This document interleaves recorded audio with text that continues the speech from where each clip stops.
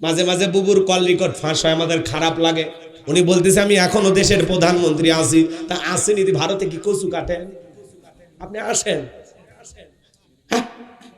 আপনি নাই কতদিন ধরে আমাদের টেনশন হয় না? দেশের মানুষ দেশ ছাড়া হলে টেনশন হয়।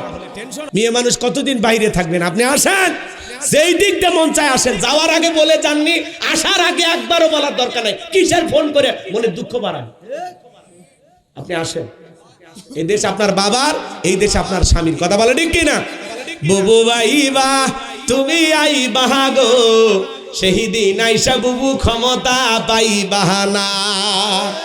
খোঁজ নাই বুবু কাদের কাকার, অবস্থা খারাপ দরবেশ বাবার, হাউ নাঙ্কেল এখন সামনে আসে না। নেতা কর্মী সব জেলের ভিতর, আমি আসি ডরের ওপর, কখন জানি আসে গ্রেপ্তারি পরোয়ানা। বুবু আইবা তুমি আইবা গো, সেই দিন আইসা বুবু চিয়ার পাই বাহানা। ক্ষমতার চেয়ার থেকে নামা সহজ, কিন্তু ওই চেয়ারে ওটা কঠিন। আর কথা কন না কে? আর কি বললাম, মেয়ে মানুষের হাতে ক্ষমতা দেওয়া যাবে না, কারণ ওদের রাগ বেশি, অভিমান বেশি, জেদ বেশি। দেখেন না, স্বামীর সাথে বাড়িতে ঝগড়া লাগে, হাঁড়ি পাতিল ভেঙে ফেলে দেয়, স্বামী তুলে আছার মারে, রাগ করে সংসার থুয়ে বাপের বাড়ি চলে যায়, রাগ করিয়া দেশ থুইয়া 20 কোটি মানুষ থুইয়া পালিয়ে গেছে। দেশে থাকলেন না কেন? আপনার অনুসারী কত ছিল? কোটি কোটি। হ্যাঁ কি? ও আমার সংসার ওইটা, এই মানে ঘটক ছিল বিয়ে। হ্যাঁ, ভাব দেখাচ্ছে, বিপদে পড়ে গেছে। আমরা বুঝি না সংসার কই ছিল। কথা কর না কে আপনারা? যে মানুষ খাইতে পারে না, ঘুমাইতে পারে না, একটা নারী 500 টাকার বিনিময়ে দেহ বিক্রি করে, আর সেই দেশে ওরা ভাস্কর্যের নামে 4,500 কোটি টাকা বিলাসিতা করে। প্রত্যেকটা টাকার হিসাব আল্লাহর কাছে দেওয়া লাগবে। বাঁচার কোনো সুযোগ না। দুনিয়াতে পালিয়ে বাঁচবেন, আখেরাতে পালানোর জায়গা আছে। আলেমদের কথা বলতে বাধা দেবে যারা, কোরআন সুন্নাহর হক কথা বলতে বাধা দিবে যারা, আবু জেহেলের উম্মত তারা। কথা কন, কারণ কোরআন বন্ধ করার ষড়যন্ত্র করেছিল আবু জেহেল। অকালাল্লাযীনা কাফারু লা তাসমাউ লিহাযাল কোরআন আলগাউ ফিহি লাআল্লাকুম তাগলিবুন। সূরা হামিম আস-সাজদার 26 নম্বর আয়াত। কাফেরা বলে কোরআন শ্রবণ করো না, যেখানে নবী মুহাম্মদ কোরআনের আলোচনা করবে, কোরআন তেলাওয়াত করবে, সেখানে হট্টগোল সৃষ্টি করো, তালি বাজাও, শীষ দাও, যেভাবেই হোক নাচানাচি করে হলেও কোরআনের কথা বন্ধ করে দাও। যদি বন্ধ করতে পারো, আমরা কাফেরা বিজয় লাভ করবো। জোরে কন নাউযুবিল্লাহ। নবীর জামানায় আবু জেহেল বন্ধ করার চেষ্টা করেছিল। আজও যারা বাংলার ভূখণ্ডের তাফসীরুল কোরআন মাহফিল বন্ধ করার ষড়যন্ত্র করবে, মনে রাখবেন ওরা আবু জেহেলের উত্তরসূরি। কথা বলেন ঠিক কিনা? আমাদের আফসোস লাগে, ওই জায়গায় বাংলার ভূখণ্ডে বাণিজ্য মেলার নামে রাত 12টার পরে নর্তকীর গায়ে একটা সুতার কাপড় থাকে না, ওখানে 144 জারি করা হয় না। যারা তাফসীরুল কোরআন মাহফিলে, ওয়াজ মাহফিলে 144 জারি করে আলেমদের কথা বলতে বাধা দেয়, আমার বিশ্বাস ওদের জন্ম মুসলমানের ঘরে হতে পারে না, পারে না, পারে না। কথা বলেন ঠিক কিনা? এখনো ভেজাল থাকলে ক্লিয়ার হয়ে যায়। কোরআন শুনতে বাধা দেয়া যাবে না, কোরআনের মাহফিলের বিরোধিতা করা যাবে না, আলেমদের বিরোধিতা করা যাবে না। কপাল পুড়ে যাবে। কি বাজান? কপাল পুড়ে যাবে। সম্মানিত ভাইয়েরা আমার, যাকাত আসছে সমাজে পড়ে থাকা অবহেলিত মানুষের মুখে হাসি ফুটাইয়া তাদের অধিকার প্রতিষ্ঠিত করার জন্য। তাহলে বাংলাদেশের অর্থনীতি যাকাত ভিত্তিক না সুদ ভিত্তিক? সুদ ভিত্তিক অর্থনীতি হালাল না হারাম? এ হারাম অর্থনীতি দিয়া করছেন কালে কোন নেতা বাংলাদেশকে দারিদ্র মুক্ত করতে পারবে না। বাংলাদেশ দারিদ্র মুক্ত হবে সেই দিন, আল্লাহর কোরআন দিয়া জমিনটা চলবে যেই দিন। জাকাত ভিত্তিক অর্থনীতি চালু করা লাগবে, একটা জাকাত মন্ত্রণালয় চালু করা লাগবে। এদেশের বিজ্ঞ ইসলামিক স্কলার, দিনের দায়ী আলেমদের কাঁধে জাকাত মন্ত্রণালয়ের দায়িত্ব দেওয়া লাগবে। ওই গুমসুর টালসর বিকাশের টাকা সর ওদেরকে দেওয়া যাবে না। কথা বলেন। যারা দেশের টাকা লুটপাট করে বিদেশে বাড়ি ঘর বানায়, এমন দুর্নীতিবাজদেরকে দেওয়া যাবে না। কথা বোঝা যায়? আলেমদের দেওয়া লাগবে। আলেমেরা এদিক সেদিক করবে না। জাকাতের 8টা খাত আছে, ওটা আলেমেরা বুঝবে, অন্য মানুষ বুঝবে? যদি একটি এদিক খেয়াল করেন, বাংলাদেশে জরিপ করা হয়েছে, 10 বছর যদি ধনীদের কাছ থেকে জাকাত আদায় করা হয় আর সঠিক পদ্ধতিতে জাকাতগুলো যদি বন্টন করা হয়, মাত্র 7 বছরের মধ্যে বাংলাদেশ দারিদ্র মুক্ত হবে ইনশাআল্লাহ। 7 বছর আগে হিসাব করে দেখছিলাম 10 বছর, এখন নতুন একটা জরিপ বের করে হয় দেখা গেছে মাত্র 7 বছর লাগবে। কয় বছর? তাহলে বাংলাদেশকে দারিদ্র মুক্ত করতে হলে যাকাত ভিত্তিক অর্থনীতি চালু করা দরকার আছে না নাই? ধনী যাকাত দেবে না, যাকাত আদায় করা লাগবে। ইনি ধনী মানুষ, বলেন তো ব্যাংকে কত টাকা, গোপন সিন্ধুকে কত, বইয়ের অ্যাকাউন্টে কত, খাটের নিচে কত, বালিশের নিচে কত, পুইতে রাখছেন কত, সাদা কত, কালা কত। আপনার টাকা হিসাব অনুযায়ী যাকাত আছে 2,75,72,500 টাকা। ধনী যাকাত দেবে না, যাকাত আদায় করা হবে। অধিকাংশ ধনী হিসাব করে যাকাত দেয় না। যাকাত আসছে 1 কোটি টাকা, কোনো মতে 5-10 লাখ টাকা যাকাত দিয়ে নিজের 90 লাখ নিজেই মেরে খায়। ধনী মানুষ যাকাত আসছে 10 লাখ টাকা, কোনো মতে 2-3 লাখ টাকা দিয়ে নিজের 7 লাখ নিজেই মেরে খায়। আর এই দেশের ধনীরা পাইছে যাকাত মানে শাড়ি লুঙ্গি, এমন লুঙ্গি কিনে দেয় 200 টাকা লিটার লুঙ্গি, ভাই পরে থাকলে ওর জান্নাত জাহান্নাম সব বোঝা যায়। এমন শাড়ি কিনে দেয় 300 টাকা দাম, ধুয়ে দিলে শাড়ি না মশারি খুঁজে পাওয়া যায় না। এই বড় লোক, এই শাড়ি তোর বউরে পরাবি। যাকাত মানে শাড়ি লঙ্গি না। হযরত ওমর ফারুক ডেকে বলেন, যাকাতের অর্থ এমন ভাবে দাও যাতে ওই ব্যক্তি যাকাতের জন্য আর কারো দুয়ারে হাত না পাতে। আল্লাহু আকবার বলেন। এই ছেলেটা বেকার বসে আছে, ওরে যাকাতের 1-1.5 লাখ টাকা দেন, দিয়ে তালগাছি বাজারে একটা দোকান ধরায় দেন। আল্লাহ যদি চায় 5-7 বছর ব্যবসা বাণিজ্য করে ওই ছেলেটা নিজেও ভবিষ্যতে যাকাত দেবে। আজ সুন্নাহ ফাউন্ডেশনের সম্মানিত চেয়ারম্যান শায়েখ আহমদুল্লাহ ভাই, তিনি উদ্যোগ নিয়ে বিভিন্ন মানুষকে রিক্সা কিনে দেন, গরু ছাগল কিনে দেন, ঘর বাড়ি বানায় দেন, ব্যবসা প্রতিষ্ঠান বানায় দেন, তাদেরকে স্বাবলম্বী করার জন্য। আল্লাহু আকবার কর। এরকম উদ্যোগ নেওয়া লাগবে যাকাতের টাকা দিয়ে। এই যে টাকা দেয়া, এই ছেলেটা বেকার বসে আছে, একটা অটো ভ্যান কিনে দেন, রিক্সা কিনে দেন, দৈনিক 500-700 টাকা ইনকাম করা একটা ব্যবস্থা হলো। ছেলেটা আর বেকার থাকলো না। একটা বিধবা নারী আছে, শাড়ি দিয়ে কি লাভ, 2টা গরু কিনে দেন, এগুলো লালন পালন করে ভাগ্যের চাকা ঘুরাবে। কথা বলে ঠিক কিনা? তাহলে যাকাত ভিত্তিক অর্থনীতি চালু করা লাগবে। শোনেন, ধনী যাকাত দেয় না, যাকাত আদায় করা লাগবে। 2 মিনিট একটা ঘটনা বলে দিয়ে যায়। আল্লাহ নবী মুসা আলাইহিস সালামের নাম আপনারা শুনেছেন, শোনেননি? নবী মুসা কারণের কাছে যা বলে, কারণ যাকাত দিতে হবে। কারণ ডেকে বলে,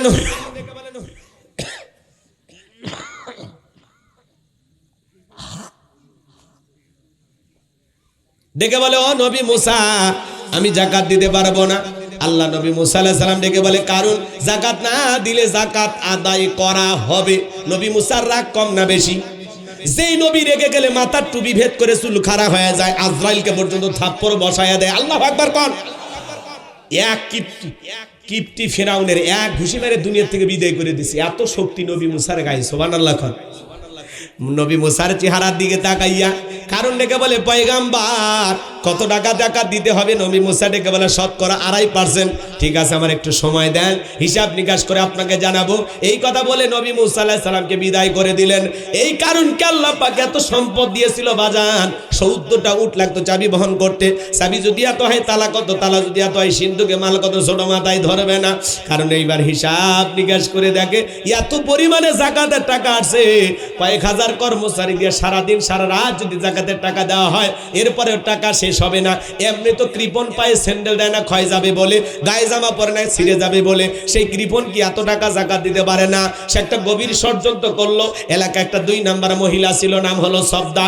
এই সবদা নামের পতিতার কাছে যা বলে, সবদা রে, তোরে আমি 2 বস্তা টাকা দেবো, অ্যাডভান্স হিসাবে আজকে 1 বস্তা টাকা দিলাম, আর আগামীকাল সাক্ষী দেওয়ার পরে আর 1 বস্তা টাকা দিব।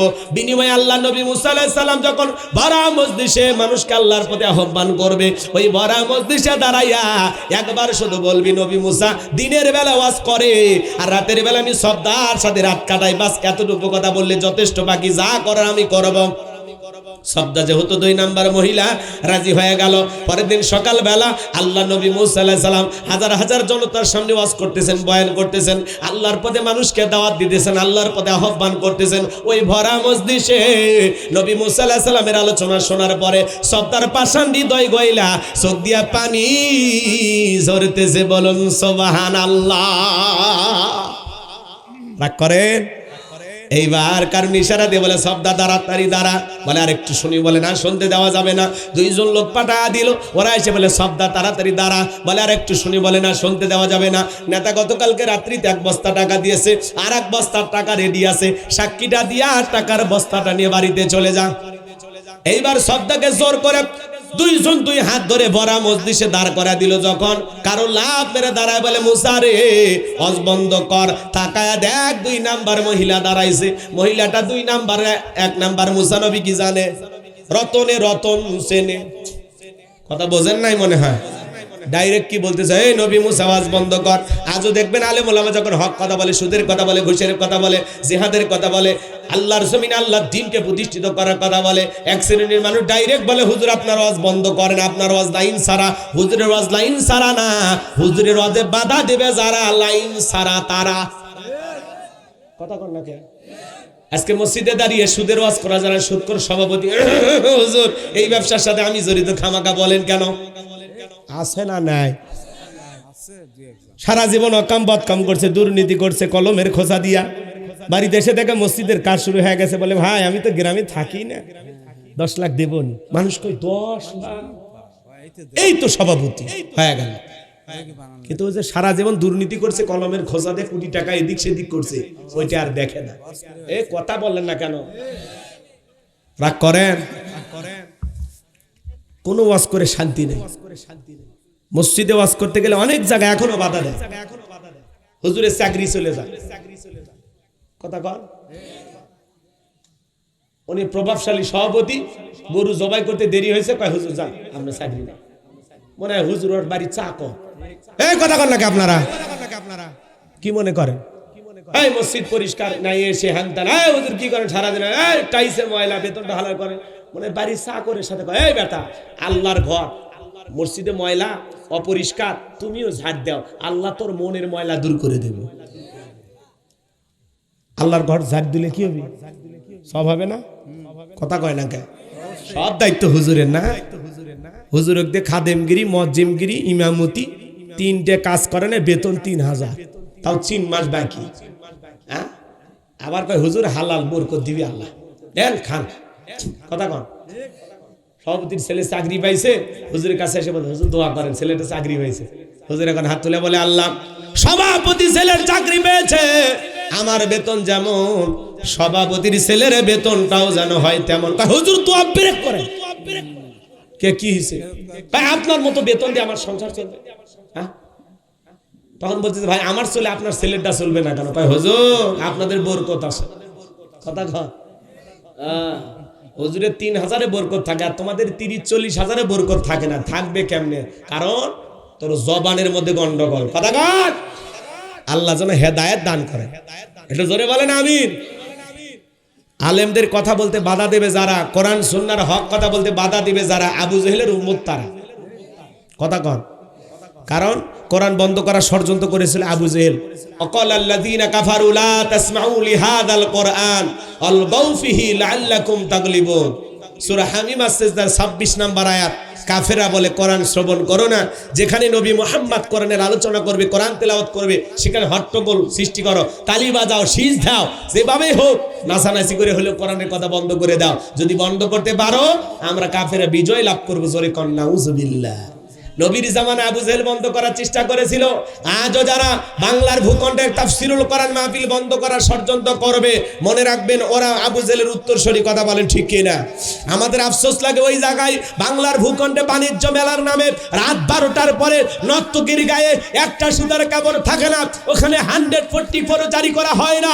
যারা তাফসীরুল কোরআন মাহফিলে, ওয়াজ মাহফিলে 144 জারি করে আলেমদের কথা বলতে বাধা দেয়, আমার বিশ্বাস ওদের জন্ম মুসলমানের ঘরে হতে পারে না, পারে না, পারে না। কথা বলেন ঠিক না?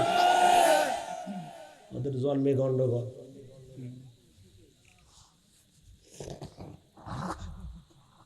খারাপ লাগে নাকি? এখনো ভেজাল থাকলে ক্লিয়ার হয়ে যায়।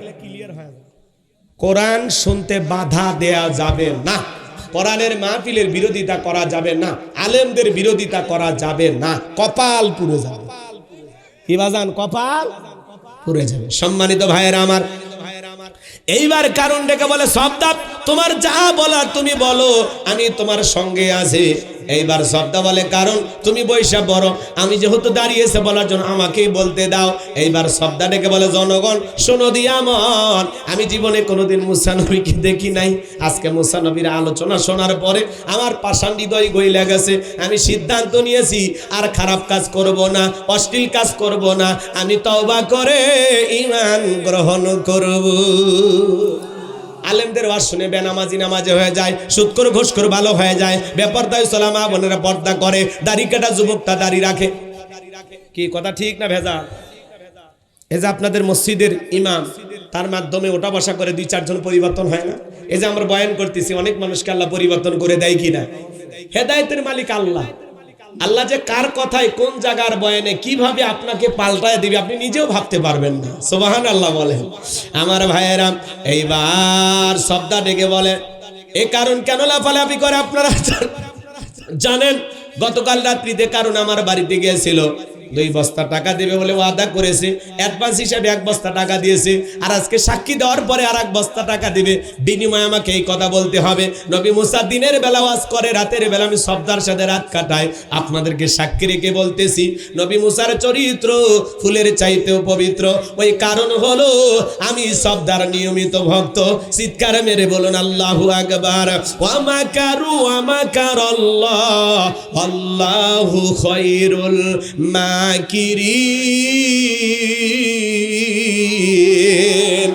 খেলাকার যে গর্তগুলো ছিল নিজের গর্তে নিজেই পড়ে গেছে। গোপন তত্ত্ব ফাঁস করে দিলেন কে? আল্লামা সাঈদী কোনো অপরাধ করেনি। ভারতের ইশারায় ওরা পরিকল্পনা করে কোরআনের পাকে আল্লামা সাঈদী হুজুরকে বিদায় করে দিয়েছে। মিথ্যা দর্শনের অপবাদ দিত। 71 সালে 300 নারীকে তিনি ধর্ষণ করছে। জোরে কর নাউজুবিল্লাহ। একজন মহিলাকে অনেক কষ্টে সাক্ষীর কাঠ করে দাঁড় করায় দেওয়া হলো। বলা হলো মা এই হুজুর কি তোমাকে ধর্ষণ করছে? বলে হ্যাঁ। তোমার বয়স? বলে 75 সালে আমার জন্ম। জন্ম কত? ধর্ষণ হয়েছে কত? 71 সালে। স্বপ্নেও সম্ভব? তার মানে কি? শয়তান পর্যন্ত বিশ্বাস করে না যে আলেমেরা ধর্ষণকারী হতে পারে। শয়তানও বিশ্বাস করে না। কথা কর। মিথ্যা দর্শনের অপবাদ দিয়ে, তহমত দিয়ে যারা এই সোনার মানুষটাকে বিদায় করে দিয়েছ, আজকে ক্ষমতার চেয়ার থেকে আল্লাহ তোদের বিদায় করে দিয়েছে। এটাই আল্লাহর খেলা। আলেমদের সাথে লাগতে আসো না। যারাই আলেমদের সাথে লাগতে আসবে আল্লাহ ওদেরকে জমিনে লাঞ্ছিত করবে, ধ্বংস করে দেবে। কথা বলেন ঠিক না? কারণ এই দেশের মানুষ আলেমদেরকে কলিজা দিয়ে মহব্বত করে। রাগ করে আলেমেরা ধর্ষণকারী হতে পারে না। হুজুরের বউ বেশি, বাচ্চা বেশি, হুজুর অত পদ্ধতি বোঝে না। কথা কন নাকি আপনারা? কিন্তু বাংলাদেশের কোন হুজুর ধর্ষণকারী হতে পারে না। অধিকাংশ নবী রাসূলদের একাধিক স্ত্রী ছিল, সাহাবা ইকরামদের একাধিক স্ত্রী ছিল। একাধিক স্ত্রী থাকা খারাপ না, এটা বৈধ, হালাল। বিয়ে করাটাও যেমন হালাল, স্ত্রীর সাথে বনিবনা না হলে, ঝগড়াঝাটি হলে, সংসার জীবনে অশান্তি হলে স্ত্রীকে তালাক দেওয়াও হালাল। কথা বলেন না কেন? রাগ করতেছেন মনে হয় আপনারা। সম্মানিত ভাইয়েরা আমার, গভীর মনোযোগ দিয়ে কথাগুলো শুনে যান। এইবার আল্লাহর নবী মুসা আলাইহিস সালাম ডেকে বলে আল্লাহ, চাইতে গেছিলাম যাকাত, আর আমার বিরুদ্ধে এত বড় মিথ্যা অপবাদ, এটা তো মানা যায় না।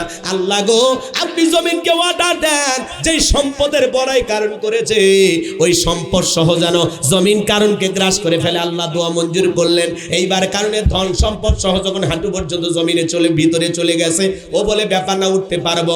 এইবার কোমর পর্যন্ত, মাজা পর্যন্ত যখন জমিনের ভিতরে চলে গেছে, ও বলে ব্যাপার না, উঠতে পারবো।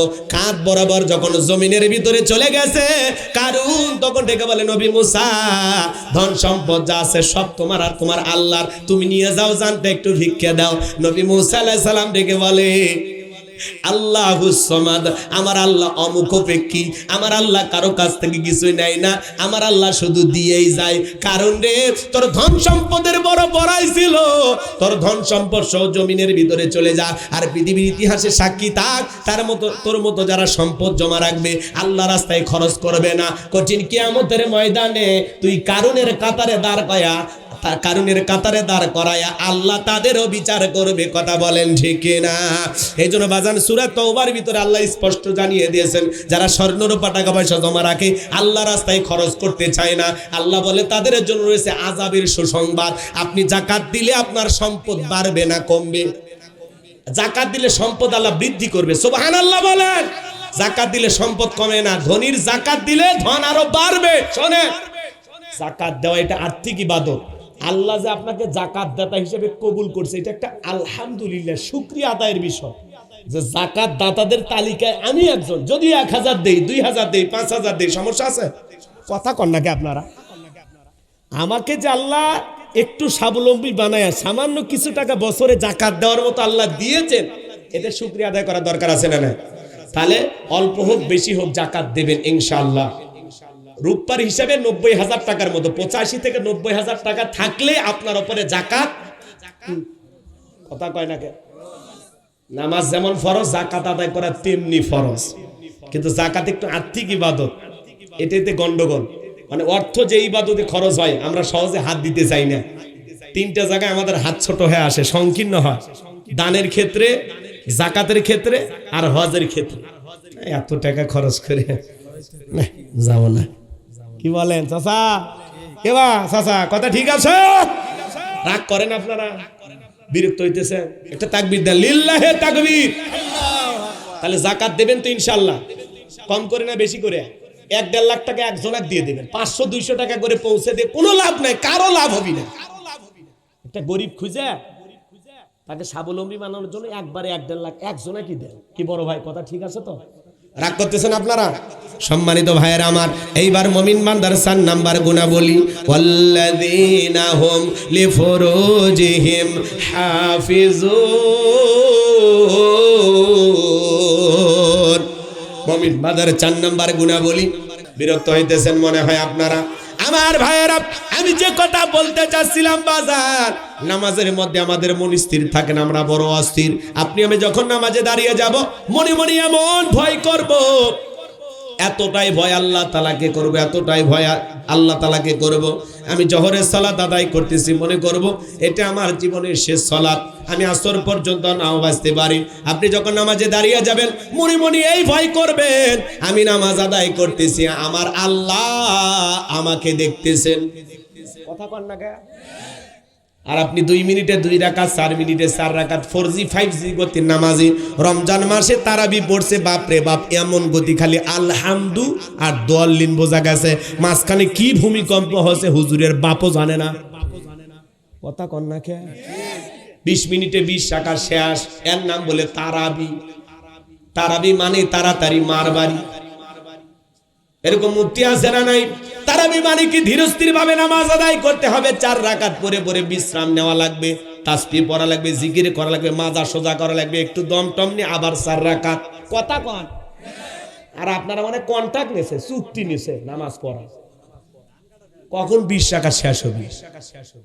4 রাকাত পরে পরে 2-4 মিনিট কি নেওয়া লাগবে, দম নেওয়া লাগবে। ক্লান্ত, একটু জুস খান, একটু পানি খান, জিকির করেন, বাইরে থেকে হেঁটে আসেন, আবার 4 রাকাত শুরু করেন। আর আমরা আল্লাহু আকবার, আল্লাহু আকবার, কি যে হইছে! আহা, হুজুরও শেষ, মুসল্লিও শেষ। কথা কন? আছেন? ঠিক আছে। কষ্ট হচ্ছে? এই তারাবি যে কবুল হয়েছে গ্যারান্টি আছে? হ্যাঁ, এই যে রমজান মাস চলে গেল, রমজান আমাদের কাছে 3টা হাদিয়া নিয়ে আসলো, সিয়াম, কিয়াম, তাকওয়া। নিতে পারছি হাদিয়া? কতটুকু শিক্ষা গ্রহণ করলাম, কতটুকু তাকওয়া অর্জন করলাম, আল্লাহ ছাড়া কেউ জানে? কথা বলেন, রাগ করেন? যাই হোক বাজান, লম্বা করার কোনো সুযোগ নাই। তাহলে আল্লাহ রাব্বুল আলামিন বলেন, আল্লাযীনা হুম ফি সলাতিহিম খাশিউন।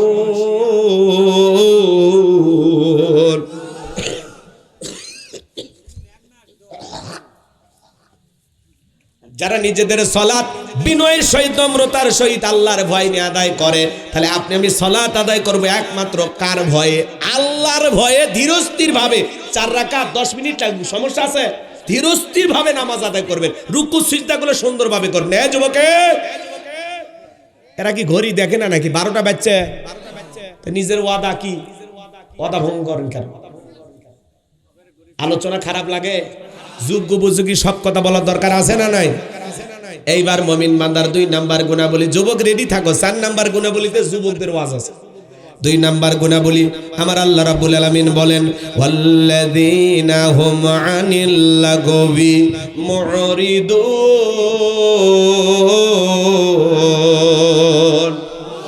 তাহলে 1 নাম্বার গুণাবলী বুঝছেন তো? বিনয়ের সহিত, নম্রতার সহিত আল্লাহর ভয়ে নামাজ আদায় করবে। শুধু মসজিদ সুন্দর করলে হবে না, মসজিদে যারা নামাজ আদায় করবে তাদের অন্তরটাও সুন্দর হওয়ার দরকার আছে না নাই? কথা ক্লিয়ার? তাহলে আল্লাহর ভয়ে নামাজ আদায় করবে, মনে থাকবে। 2 নাম্বার ওয়াল্লাযীনা হুম আনিল লাগবি মুরিদুন।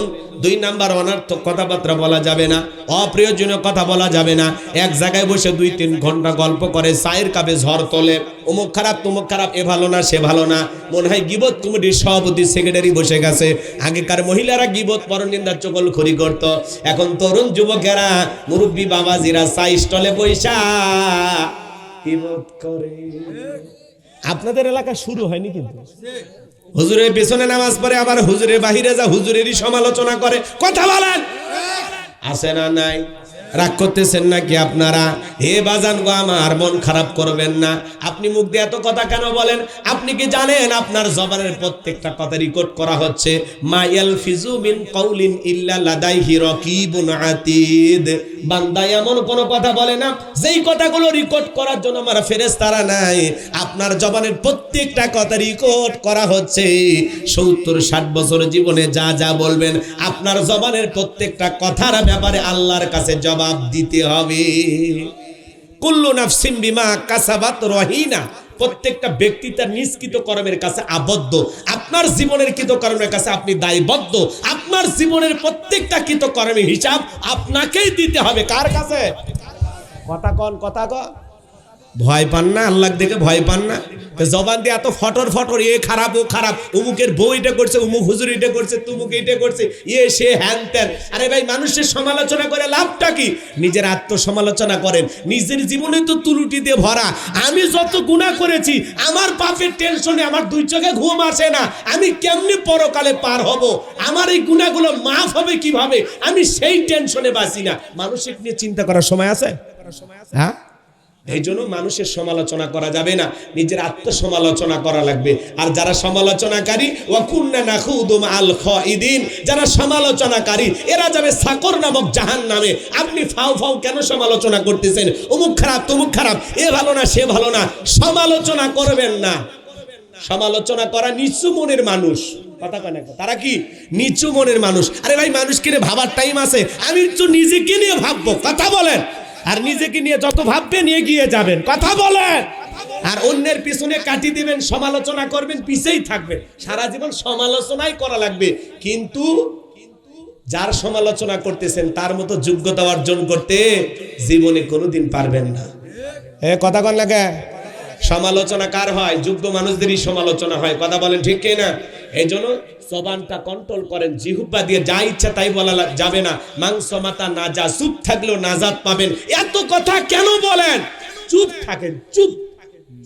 কথা কয় না কেন? চা খাচ্ছেন, খান, এত গল্প কে? এই বেটা, এত গল্প কে? সুবহানাল্লাহ, আলহামদুলিল্লাহ, তাসবিহ পড়ো, জিকির করো। তা পারো না? দোয়া করো ইউনূস সরকারের জন্য। ম্যাডাম তো রোহিঙ্গাদেরকে পাঠাবে, কিন্তু দেখেন জাতিসংঘের মহাসচিব আসলো, রোহিঙ্গা ক্যাম্পে গেল, ইফতার করলো পাঞ্জাবি পরিয়া। আর ডক্টর ইউনূসের খেলা শুরু হয়ে গেছে। 1,80,000 রোহিঙ্গা তাদের নিজ দেশে মায়ানমারে ফেরত যাবে। মারহাবা কর। এটা হলো বর্তমান ইউনূস সরকারের সবচাইতে বড় সফলতা। মারহাবা কর। প্রথম ধাপে 1,80,000 মায়ানমারের মুসলমান নিজ মাতৃভূমিতে ফেরত যাবে। আমরাও চাই আমাদের মুসলিম ভাইয়েরা নিজ মাতৃভূমিতে চলে যাক। কথা বলেন ঠিক কিনা? এতদিন আমরা আগলায় রাখছিলাম, হেফাজত করছিলাম, কারণ ওরা পাখির মতো মারা শুরু করছিল। কথা কন ঠিক কিনা? আমার ভাইয়েরা যাক, তারা নিজ ভূমিতে ফিরে যাক। এই যে উদ্যোগটা নিয়েছেন ইউনূস সরকার, এজন্য ধন্যবাদ পাওয়ার। বলেন ধন্যবাদ পাই কিনা? তাহলে সবাই মিলে ধন্যবাদ দেবেন তো ইনশাল্লাহ। এইটা নিয়ে আলোচনা করেন, চা খাচ্ছেন, বলেন মাশাআল্লাহ ইউনূস সরকার খুব একটা ভালো কাজ করলো। বর্তমান প্রধান উপদেষ্টা কি করছে? আরে 1,80,000 রোহিঙ্গার মুসলমান প্রথম ধাপে তাদের নিজ দেশে যাচ্ছে, আলহামদুলিল্লাহ। এগুলো নিয়ে গল্প করেন, ভালো কিছু নিয়ে আলোচনা করেন, কথা বলেন। পেঁয়াজের দাম বেড়ে গেলে ফেসবুকে পোস্ট করেন, এখন যে দাম কম পোস্ট তো করেন না। হ্যাঁ, জিনিসের দাম বেড়ে গেলে পোস্ট করেন। আর ইউনূস সরকার আলহামদুলিল্লাহ মুসলমান নেতা হওয়ার কারণে এই দেশে আল্লাহ বর্তমানে অনেক শান্তি দিয়েছে, কথা বলে ঠিক কিনা? চীন সফরে গেলেন, দেখলেন না লাল গালিজার সংবর্ধনা দিয়েছে। ব্যাংককে গেলেন, ফুলের মালা দিয়ে গ্রহণ করেছেন। নরেন্দ্র মোদী সহ যত মানুষ ওই সম্মেলনে উপস্থিত হয়েছেন, ডক্টর ইউনূস যখন প্রবেশ করেছেন সবাই দাঁড়িয়ে তাকে সম্মান প্রদর্শন করেছেন। বাঘের বাচ্চা, বাপের বেটা, কি জিনিস গো!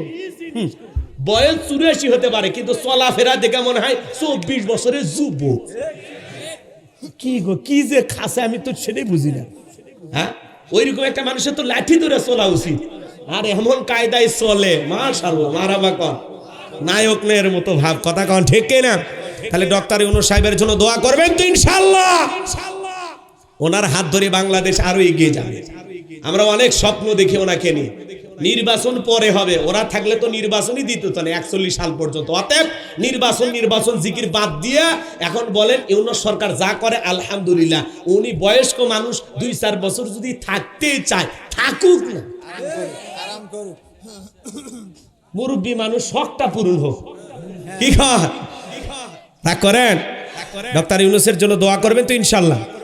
ভালো লাগে, পুরো পৃথিবী তাকে সম্মান করে, কথা কন। আমেরিকা বলেন, চীন বলেন, ভারত বলেন, ভারতের দাদা তো উঠে কাঁপছিস, কথা কন। দাদা টেনশনে পড়ে গেছে, না জানি কখন ম্যাডাম রে চাইয়া বসে। ও চাইছেও না, চাইছে, এখন উনি টেনশনে আছে যে আমি পাঠাবো কিনা। উনি যে ওনারে থাই দিয়া কি যে ভুল করছে। এইবার বাংলাদেশের 3,500 কোটি টাকা বেঁচে গেছে, মারহাবা কম। শুধু এই ভারতের সাথে সম্পর্ক খারাপ হওয়ার কারণে ওই দেশে যাওয়া, মার্কেট করা, বিভিন্ন বিষয়ে বাংলাদেশের যে হাজার হাজার কোটি টাকা খরচ হইতো, সেই টাকাটা নিজ দেশে আসে, মারহাবা বলেন। এই যে তামিম ইকবাল অসুস্থ হইল না, যদি চাইতো ভারতে বা অন্য দেশে নিয়ে যাইতো, কিন্তু দেশের ভিতরে তার চিকিৎসাটা হলো, তার মানে দেশের অর্থ দেশেই থাকতেছে। এবং ইউনূস সরকার ঘোষণা করেছেন যে আগামীতে এই দেশের এত উন্নত চিকিৎসা ব্যবস্থা করা হবে যাতে এমপি মন্ত্রী সবাই বাংলাদেশে চিকিৎসা করে, কাউকে যেন চিকিৎসার জন্য বিদেশে না যাওয়া লাগে। স্বপ্নগুলো শুনেই ভালো লাগে, কথা কর। বাপের বেটার মতো, লোকটাও বড়, স্বপ্নও বড়। 84 বছর পাকিয়ে গেছে, বুঝছেন না? রাগ করেন নাকি আপনারা? তাহলে প্রথম ধাপে যাবে কত? ম্যাডাম খালি বলতো আমরা চেষ্টা করতেছি, করতেছি, আমরা রোহিঙ্গাদেরকে পাঠাবো, পারেনি।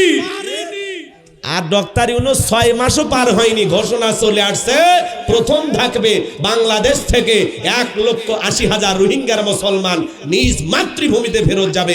এরপরে আবার দ্বিতীয় ধাপে যাবে। এইভাবে তারা সম্পূর্ণ যত লোক বাংলাদেশ স্থান নিয়েছেন, রোহিঙ্গার মুসলিম ভাইয়েরা নিজ দেশেতে আবারও বীরের বেশে ফেরত যাবেন। এটাই আমাদের চাওয়া। ইউনূসের নেতৃত্বে ইনশাআল্লাহ। মানুষ বিপদে বললে দোয়া ইউনূস পড়ে, চতুর্দিকে আধার অন্ধকার, কিচ্ছু নাই, কুয়াশা, টেনশন, তখন কি পড়েন? লা ইলাহা ইল্লা আনতা সুবহানাকা ইন্নী কুনতু মিনাজ জালিমিন। দোয়া পড়েন না? দোয়া ইউনূস পড়েন। তো বাংলাদেশে বিপদে পড়েছে, ইউনূস সাহেব এসে হাল ধরছে। ইনশাআল্লাহ এই বাংলাদেশ তার সঠিক একটা গন্তব্যে পৌঁছে যাবে। বিশ্বের দরবারে মাথা উঁচু করে বাংলাদেশ বেঁচে থাকবে ইনশাআল্লাহ। আমরা না ভারতের গোলাম, না আমেরিকার গোলাম, আমরা হলাম রবের গোলাম, কথা বলে ঠিক কিনা? এজন্য ইউনূস সাহেব বলেছেন যে পুরো পৃথিবীর, শুধু বাংলাদেশের মতো ছোট মাঠের খেলোয়াড় না, আমরা পুরো পৃথিবীর মাঠে খেলবো ইনশাআল্লাহ। ওনার ফাইনাল খেলা শুরু হয়ে গেছে, আল্লাহু আকবার কন। হ্যাঁ, আর 2-1 বছর থাকলে দেখবেন দেশের অবস্থাটা কি হয়। দেশের রিজার্ভ শূন্য হয়ে গেল, 19 বিলিয়নে আসছিল চাচা, সেটা এখন বর্তমানে 25 বিলিয়নে চলে আসছে, উন্নত হচ্ছে আলহামদুলিল্লাহ। দেশের রিজার্ভটা বাড়তেছে আলহামদুলিল্লাহ। শুধু কি তাই, এই দেশ থেকে যেই পরিমাণে অর্থ পাচার হয়েছে, এই অর্থ কিভাবে ফেরত আনা যায় তার সূক্ষ্ম একটা পরিকল্পনা করে ধাপে ধাপে এগিয়ে যাচ্ছেন ডক্টর ইউনূস। এবং আমরা গোপন তথ্যের ভিত্তিতে একটা সংবাদ পেয়েছি, খুব দ্রুত সময়ের মধ্যে $25 বিলিয়ন বাংলাদেশে আসবে। সুবহানাল্লাহ। কাল 9টার পরে বললাম আলু 20 টাকা কেজি ভাল লাগে না, 70 খাওয়াইলে ভালো না। আর যারা বলবে আগেই ভালো ছিল, মগ ধরবেন আর আয়না ঘরে তুলবেন। বেটা, মেয়ে মানুষ থাকলে কখনো ভালো থাকে না, মেয়ে মানুষ থাকলে জ্বালা। আর পুরুষ প্রধানমন্ত্রী হলে জ্বালা নাই, শান্তি। কথা কন, রাগ করতেছেন নাকি? আমরা উনি যে ক্ষমতায় ছিল এতবার, আমরা বারবার বললাম ম্যাডাম পদত্যাগ করেন, একটা নির্বাচন দেন, কোনো কথা শুনলো না। শুনছে? রাগ করে দেশ থেকে চলে গেল। আমরা বারবার বললাম পদত্যাগ করেন। আল্লাহ বলে কিসের পদত্যাগ? এরা যে অন্যায় অপরাধ করেছে, শুধু পদত্যাগ না, আমি আল্লাহ দেশ ত্যাগ করতে বাধ্য করবো। কথা বলেন ঠিক কিনা? ক্ষমতার চেয়ার থেকে পালিয়ে গেছে। কথা কন। আর আমরা আগামীতে সিদ্ধান্ত নেবে, আর যাই হোক কোনো নারীকে এই দেশের প্রধানমন্ত্রী বানাবো না, আগামীতে পুরুষ হবে আমাদের নেতা। কারা কারা চান হাত তুলে দেখান। লিল্লাহি তাকবীর। যেই দলেরই হোক পুরুষ নেতা চাই, পুরুষ। কি ভাই রাগ করেন? আছে তো পুরুষ আপনাকে রেও। কথা কন, পুরুষ আছে না? জি, নারীর দরকার নেই, এখন পুরুষের দরকার। রাগ করতেছেন ভাইরা আমার? মাঝে মাঝে বুবুর কল রেকর্ড ফাঁস হয়, আমাদের খারাপ লাগে। উনি বলতেছে আমি এখনো দেশের প্রধানমন্ত্রী আছি। তা আসেনি ভারতে কি কচু কাটেন? আপনি আসেন, আপনি নাই কতদিন ধরে? আমাদের টেনশন হয় না? দেশের মানুষ দেশ ছাড়া হলে টেনশন হয়। মেয়ে মানুষ কতদিন বাইরে থাকবেন? আপনি আসেন, যেই দিক দিয়ে মন চায় আসেন। যাওয়ার আগে বলে যাননি, আসার আগে একবারও বলার দরকার নাই। কিসের ফোন করে মনে দুঃখ বাড়ায়? আপনি আসেন। এই দেশ আপনার বাবার, এই দেশ আপনার স্বামীর। কথা বলে ঠিক কিনা? বুবু বাইবা তুমি আই বাহাগো, সেই দিন আইসা বুবু ক্ষমতা পাই বাহানা। খোঁজনাই বুবু কাদের কাকার, অবস্থা খারাপ দরবেশ বাবার, হাউ নাঙ্কেল এখন সামনে আসে না। নেতা কর্মী সব জেলের ভিতর, আমি আসি ডরের ওপর, কখন জানি আসে গ্রেপ্তারি পরোয়ানা। বুবু আইবা তুমি আইবা গো, সেই দিন আইসা বুবু চিয়ার পাইবা না। ক্ষমতার চেয়ার থেকে নামা সহজ, কিন্তু ওই চেয়ারে ওটা কঠিন। আর কথা কন না কে? আর কি বললাম? মেয়ে মানুষের হাতে ক্ষমতা দেওয়া যাবে না, কারণ ওদের রাগ বেশি, অভিমান বেশি, জেদ বেশি। দেখেন না, স্বামীর সাথে বাড়িতে ঝগড়া লাগে, হাঁড়ি পাতিল ভেঙে ফেলে দেয়, স্বামী তুলে আছার মারে, রাগ করে সংসার থুয়ে বাপের বাড়ি চলে যায়, রাগ করিয়া দেশ থুইয়া 20 কোটি মানুষ থুইয়া পালিয়ে গেছে। দেশে থাকলেন না কেন? আপনার অনুসারী কত ছিল? কোটি কোটি। কি ও আমার সংসার ওইটা, এই মানে ঘটক ছিল বিয়ে। হ্যাঁ, ভাব দেখাচ্ছে, বিপদে পড়ে গেছে। আমরা বুঝি না সংসার কই ছিল। কথা কন না আপনারা? যাই হোক, অত গোপনে সংসারে না যায়, আমরা দেশ নিয়ে ভাবি। কথা কন, রাগ করতেছেন নাকি আপনারা? সম্মানিত ভাইয়েরা আমার, মন খারাপ করবেন না বাজান। হে তরুণ যুবকেরা, তাহলে 2 নাম্বার গুণা বলি। 1 নাম্বার হলো, এদিক খেয়াল করেন, বুঝতে পারছেন 1 নাম্বারটা? এইবার 2 নাম্বার পয়েন্টে আমরা আসি। অনার্থক কথাবার্তা বলা যাবে না, অপ্রয়োজনীয় কথাবার্তা বলা যাবে না। মুমিন জবান দিয়ে সে কথা বলবে যে কথা বললে সব হয়। মুমিন মানদার 2 নাম্বার গুণা বলে, অনার্থক কাজ করা যাবে না। মুমিনের টাকা হলে মুমিন সিনেমা হল বানাবে না, যাত্রা গানের আয়োজন করবে না, গানের কনসার্ট দেবে না, মদের বার দেবে না। মুমিনের টাকা হলে মুমিন মসজিদ বানাবে, মাদ্রাসা বানাবে, ঈদগাহ মাঠ বানাবে, কবরস্থান বানাবে, ভালো ভালো কাজে টাকা ব্যয় করবে। আর ওরা 4.5 কোটি টাকা খরচ করে ভাস্কর্য বানাইছিল, আর 5ই আগস্ট এই ভাস্কর্যের মাথার উপরে উঠে মানুষ পেশাব করছে। 4.5 কোটি টাকা, বোঝেন কতগুলো হবে চাচা? পুরো প্যান্ডেলে এত টাকা আটকাল, এত টাকা যে সে মানুষ খাইতে পারে না, ঘুমাইতে পারে না। একটা নারী 500 টাকার বিনিময়ে দেহ বিক্রি করে, আর সেই দেশে ওরা ভাস্কর্যের নামে 4.5 কোটি টাকা বিলাসিতা করে। প্রত্যেকটা টাকার হিসাব আল্লাহর কাছে দেওয়া লাগবে। বাঁচার কোনো সুযোগ না। দুনিয়াতে পালিয়ে বাঁচবেন, আখেরাতে পালানোর জায়গা আছে। ভাইয়েরা আমার, অনেক কথা বলে ফেলেছি, কষ্ট হয়, ব্যথা পাইছেন নাকি? ব্যথার ট্যাবলেট খেয়ে নেবেন। আমি যে কথা বলতে চাচ্ছিলাম বাজান, হৃদয়ের কান পেতে কথাগুলো শুনে যান। তাহলে মুমিন বান্দার 2 নাম্বার গুণাবলী, আল্লাহ মুমিনকে সম্পদ দিলে ভালো কাজে ব্যয় করবে। মুমিন বান্দার 2 নাম্বার গুণাবলী, অনার্থক জিনিস কান দিয়ে শোনা যাবে না। যুবক রে, কানের ভিতর ইয়ারফোন লাগায় গান শোনো, রূপবানে নাচে কমর দোলাইয়া, আল্লাহর ফেরেশতারা কবর নিয়ে পিটাবে ঝোলাইয়া ঝোলাইয়া। এই কান আল্লাহ গান শোনার জন্য দেয় নাই। হক্কানি ওলামায়ে কেরামদের বয়ান শুনতে হবে, ইসলামী সঙ্গীত শুনতে হবে, কোরআন তেলাওয়াত শ্রবণ করতে হবে। ভালো ভালো কথা কান দিয়ে শোনার দরকার আছে না নাই? তাহলে মুমিন বান্দার 2 নাম্বার গুণাবলী, জবান দিয়ে সে কথা বলবে যে কথা বলে সব হয়, সমাজে সেই কাজ চালু করবে যে কাজ চালু করলে সব হয়, কান দিয়ে সেই জিনিসগুলো শ্রবণ করবে যেগুলো শুনলে সব হয়। এক কথায় সওয়াব আছে যেখানে আর গুনাহ আছে যেখানে। তাহলে সকল গুনাহ থেকে আল্লাহর ভয়ে আল্লাহ যেন আমাদের বেঁচে থাকার তৌফিক দান করেন। জোরে বলুন আমিন। বলার মধ্যে সব, কাজের মধ্যে সব, শোনার মধ্যেও সব। মন্দ কথা বলবো না, মন্দ কাজ করব না, মন্দটা শুনবো না। কথা ক্লিয়ার না ভেজাল আছে? এইবার 3 নাম্বার, ওয়াল্লাযীনা হুম লিয-যাকাতি ফাইলুন।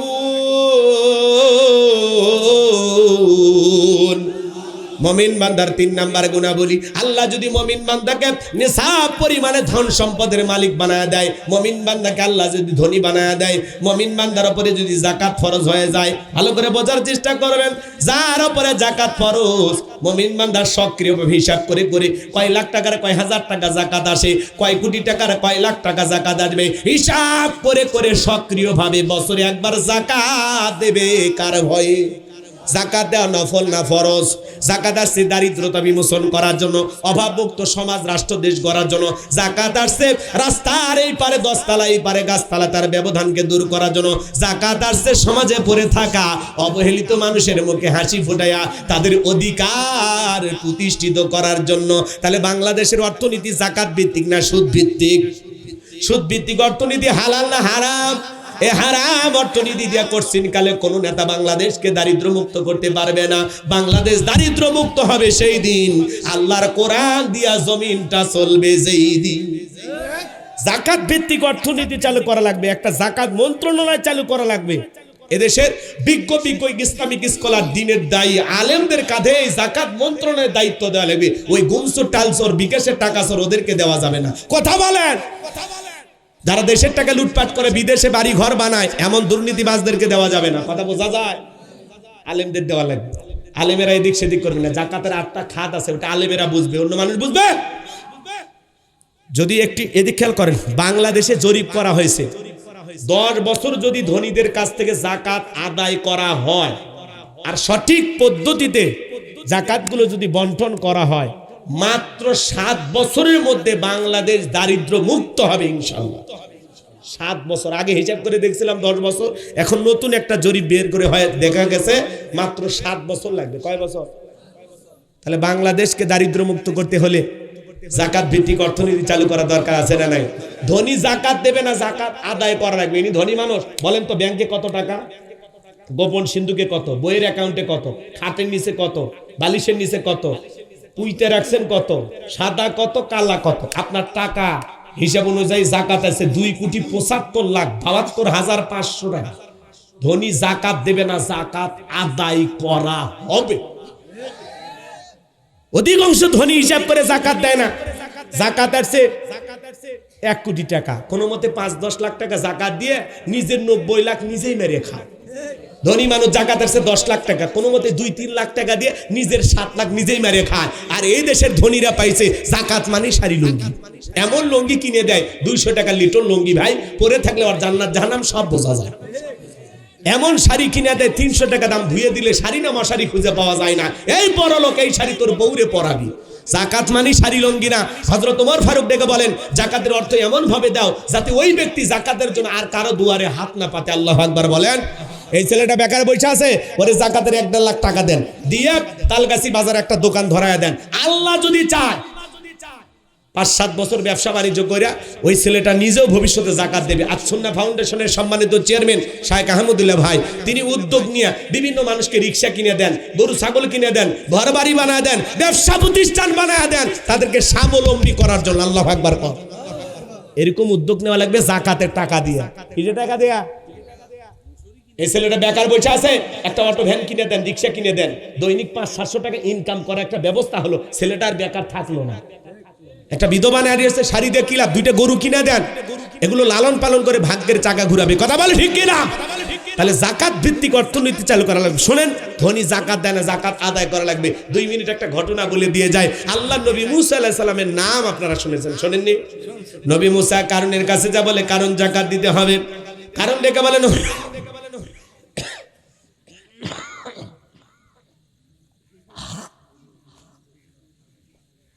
ডেকে বলে, ও নবী মুসা, আমি জাকাত দিতে পারবো না। আল্লাহ নবী মুসা আলাইহিস সালাম ডেকে বলে, কারণ জাকাত না দিলে জাকাত আদায় করা হবে। নবী মুসার রাগ কম না বেশি? যেই নবী রেগে গেলে মাথার টুপি ভেদ করে চুল খাড়া হয়ে যায়, আজরাইলকে পর্যন্ত থাপ্পড় বসায়া দেয়। আল্লাহু আকবার কোন? এক কিপ্টি ফেরাউনের এক ঘুষি মেরে দুনিয়া থেকে বিদায় করে দিছে। এত শক্তি নবী মুসার গায়ে। সুবহানাল্লাহ কোন? নবী মুসার চেহারার দিকে তাকাইয়া কারণ ডেকে বলে, পয়গাম্বার কত টাকা জাকাত দিতে হবে? নবী মুসা ডেকে বলে, শতকরা 2.5%। ঠিক আছে, আমার একটু সময় দেন, হিসাব নিকাশ করে আপনাকে জানাবো। এই কথা বলে নবী মুসা আলাইহিস সালামকে বিদায় করে দিলেন। এই কারণকে আল্লাহ পাক এত সম্পদ দিয়েছিল বাজান, 14টা উট লাগতো চাবি বহন করতে। চাবি যদি এত হয়, তালা কত? তালা যদি এত হয়, সিন্ধুকে মাল কত? ছোট মাথায় ধরবে না।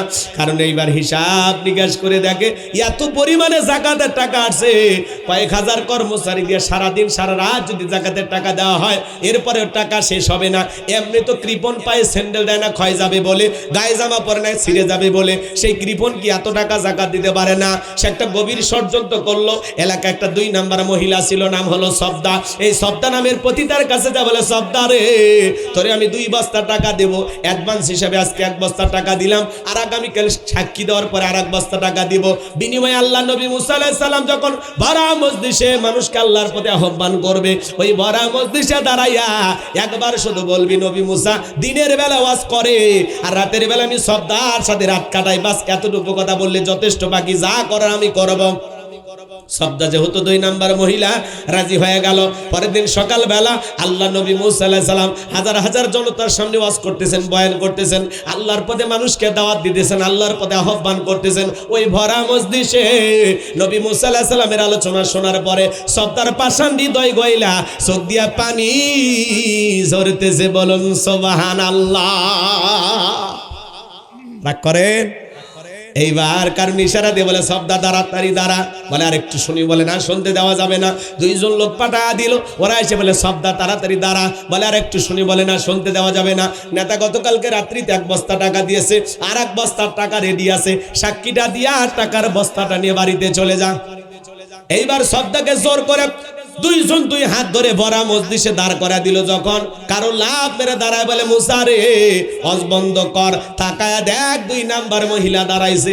মহিলাটা 2 নাম্বার, 1 নাম্বার মুসা নবী কি জানে? রতনে রতন চেনে। কথা বোঝেন নাই মনে হয়? ডাইরেক্ট কি বলতেছে, এই নবী মুসা ওয়াজ বন্ধ কর। আজও দেখবেন আলেম ওলামা যখন হক কথা বলে, সুদের কথা বলে, ঘুষের কথা বলে, জিহাদের কথা বলে, আল্লাহর জমিনে আল্লাহর দ্বীনকে প্রতিষ্ঠিত করার কথা বলে, এক শ্রেণীর মানুষ ডাইরেক্ট বলে, হুজুর আপনার ওয়াজ বন্ধ করেন, আপনার ওয়াজ লাইন সারা। হুজুরের ওয়াজ লাইন সারা না, হুজুরের ওয়াজে বাধা দেবে যারা, লাইন সারা তারা। কথা কর না কে? আজকে মসজিদে দাঁড়িয়ে সুদের ওয়াজ করা যারা, সুদখোর সভাপতি, হুজুর এই ব্যবসার সাথে আমি জড়িত, খামাকা বলেন কেন? আছে না নাই? সারা জীবন অকাম বদকাম করছে, দুর্নীতি করছে, কলমের খোঁচা দিয়া। বাড়িতে এসে দেখে মসজিদের কাজ শুরু হয়ে গেছে, বলে ভাই আমি তো গ্রামে থাকি না, 10 লাখ দেবনি। মানুষ কই 10 লাখ? এই তো সভাপতি হয়ে গেল। কিন্তু ওই যে সারা জীবন দুর্নীতি করছে, কলমের খোঁচা দিয়ে কোটি টাকা এদিক সেদিক করছে, ওইটা আর দেখে না। এ কথা বললেন না কেন? রাগ করেন? কোনো ওয়াজ করে শান্তি নেই। মসজিদে ওয়াজ করতে গেলে অনেক জায়গায় এখনো বাধা দেয়। হুজুরের চাকরি চলে যায়। কথা কন? উনি প্রভাবশালী সভাপতি, গরু জবাই করতে দেরি হয়েছে, কয় হুজুর যান, আপনার চাকরি না। মনে হয় হুজুর ওর বাড়ি চা কম।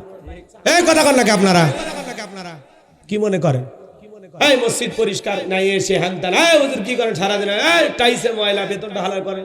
মনে বাড়ি চা করে সাথে কয়, এই বেটা, আল্লাহর ঘর, মসজিদে ময়লা অপরিষ্কার, তুমিও ঝাড় দাও, আল্লাহ তোর মনের ময়লা দূর করে দেবে।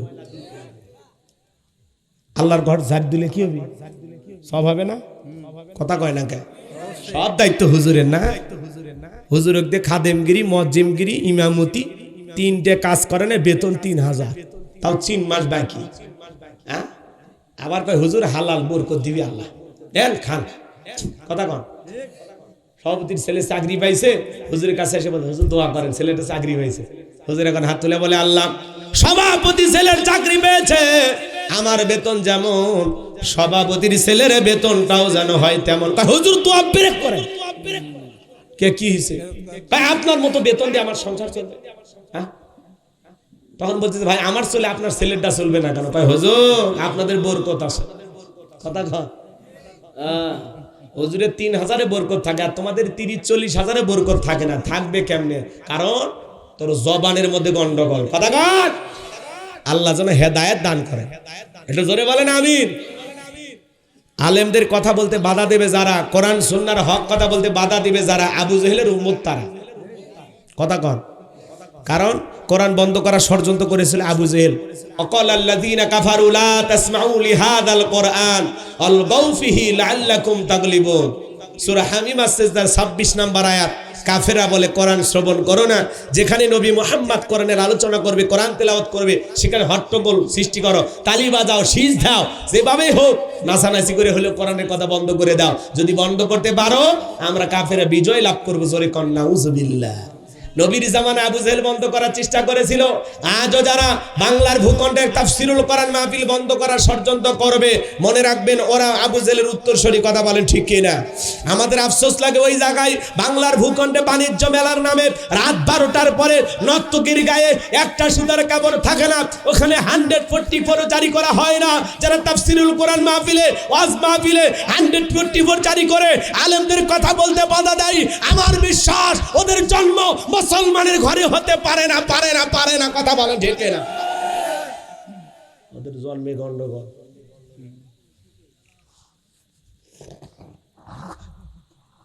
খারাপ লাগে নাকি? এখনো ভেজাল থাকলে ক্লিয়ার হয়ে যায়। কোরআন শুনতে বাধা দেয়া যাবে না, কোরআনের মাহফিলের বিরোধিতা করা যাবে না, আলেমদের বিরোধিতা করা যাবে না। কপাল পুড়ে যাবে।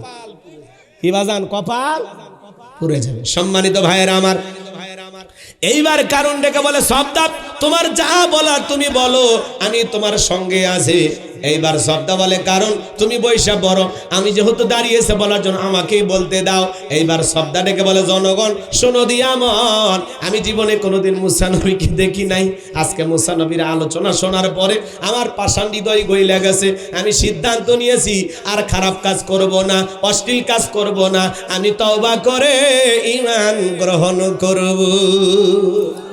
আলেমদের ওয়াজ শুনে বেনামাজি নামাজে হয়ে যায়, সুদখোর ঘুষখোর ভালো হয়ে যায়, বেপরদায় সালামা বোনেরা পর্দা করে, দাড়ি কাটা যুবকটা দাড়ি রাখে। কি কথা ঠিক না ভেজা? এই যে আপনাদের মসজিদের ইমাম, তার মাধ্যমে ওটা বসা করে 2-4 জন পরিবর্তন হয় না? এই যে আমরা বয়ান করতেছি, অনেক মানুষকে আল্লাহ পরিবর্তন করে দেয় কিনা? হেদায়েতের মালিক আল্লাহ। আল্লাহ যে কার কথায় কোন জায়গার বয়ানে কিভাবে আপনাকে পাল্টায় দিবে আপনি নিজেও ভাবতে পারবেন না। সুবহানাল্লাহ বলেন আমার ভাইয়েরা। এইবার শব্দ ডেকে বলে এ কারণ কেন লাফালাফি করে আপনারা জানেন? গতকাল রাত্রিতে কারণ আমার বাড়িতে গিয়েছিল, 2 বস্তা টাকা দেবে বলে ওয়াদা করেছে, অ্যাডভান্স হিসেবে 1 বস্তা টাকা দিয়েছে, আর আজকে সাক্ষী দেওয়ার পরে আর 1 বস্তা টাকা দিবে, বিনিময়ে আমাকে এই কথা বলতে হবে। নবী মুসা দিনের বেলা ওয়াজ করে, রাতের বেলা আমি সবদার সাথে রাত কাটাই। আপনাদেরকে সাক্ষী রেখে বলতেছি, নবী মুসার চরিত্র ফুলের চাইতেও পবিত্র। ওই কারণ হলো আমি সবদার নিয়মিত ভক্ত। চিৎকার মেরে বলুন আল্লাহু আকবার। ওয়া মাকারু ওয়া মাকারাল্লাহ আল্লাহু খায়রুল মাকিরিন।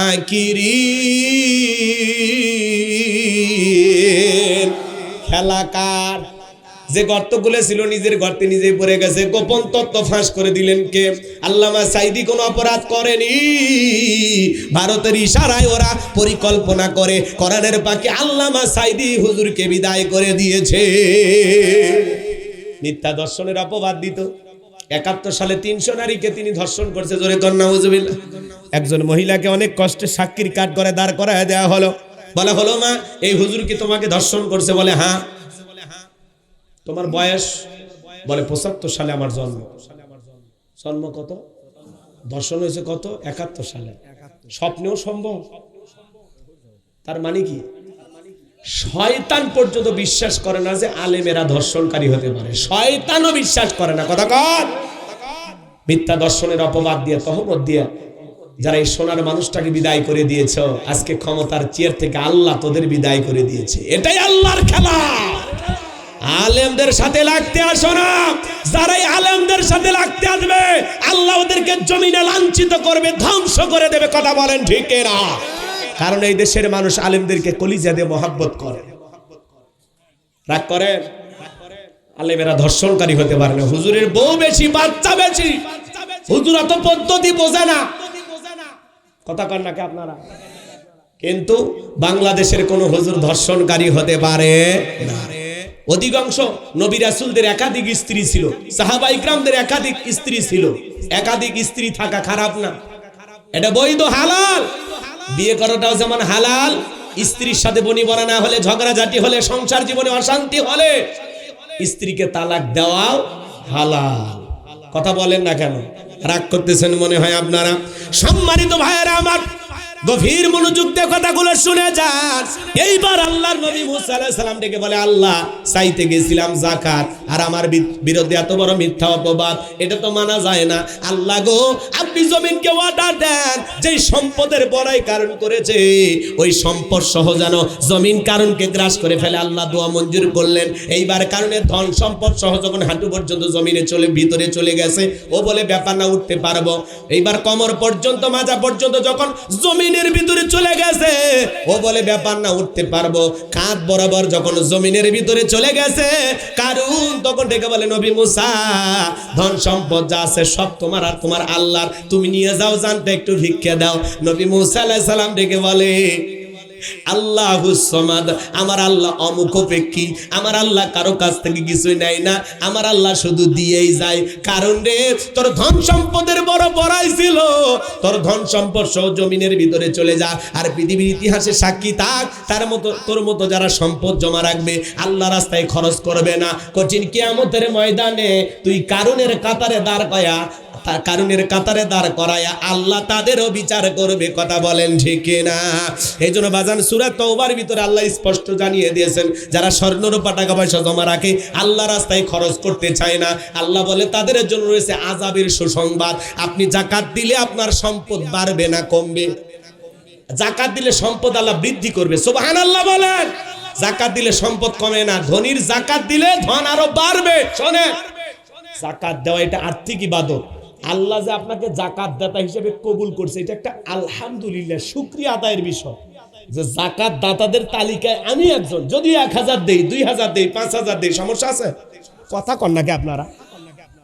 আমাকে যে আল্লাহ একটু স্বাবলম্বী বানায় সামান্য কিছু টাকা বছরে যাকাত দেওয়ার মতো আল্লাহ দিয়েছেন, এটা শুকরিয়া আদায় করার দরকার আছে না? না, তাহলে অল্প হোক বেশি হোক যাকাত দেবেন ইনশাআল্লাহ। রূপার হিসাবে 90,000 টাকার মতো, 85 থেকে 90,000 টাকা থাকলে আপনার উপরে যাকাত। কথা কয় না কে? নামাজ যেমন ফরজ, যাকাত আদায় করা তেমনি ফরজ। কিন্তু যাকাত একটু আর্থিক ইবাদত, এটাতে গন্ডগোল। মানে অর্থ যে ইবাদতে খরচ হয়, আমরা সহজে হাত দিতে চাই না। 3টা জায়গায় আমাদের হাত ছোট হয়ে আসে, সংকীর্ণ হয়। দানের ক্ষেত্রে, যাকাতের ক্ষেত্রে, আর হজের ক্ষেত্রে। এত টাকা খরচ করে যাবো না। কি বলেন চাচা? কেবা চাচা, কথা ঠিক আছে? রাগ করেন আপনারা? বিরক্ত হইতেছেন? একটা তাকবীর দেন, লিল্লাহে তাকবীর। তাহলে যাকাত দেবেন তো ইনশাআল্লাহ, কম করে না বেশি করে? 1-1.5 লাখ টাকা একজনের দিয়ে দেবেন, 500-200 টাকা করে পৌঁছে দিয়ে কোনো লাভ নাই, কারো লাভ হবে না। একটা গরিব খুঁজে তাকে স্বাবলম্বী বানানোর জন্য একবারে 1-1.5 লাখ একজনে কি দেন? কি বড় ভাই, কথা ঠিক আছে তো? রাগ করতেছেন আপনারা? সম্মানিত ভাইয়েরা আমার, এইবার মুমিন বান্দার 4 নাম্বার গুণাবলী, ওয়াল্লাযীনা হুম লিফুরুজিহিম হাফিজুন। মুমিন বান্দার 4 নাম্বার গুণাবলী,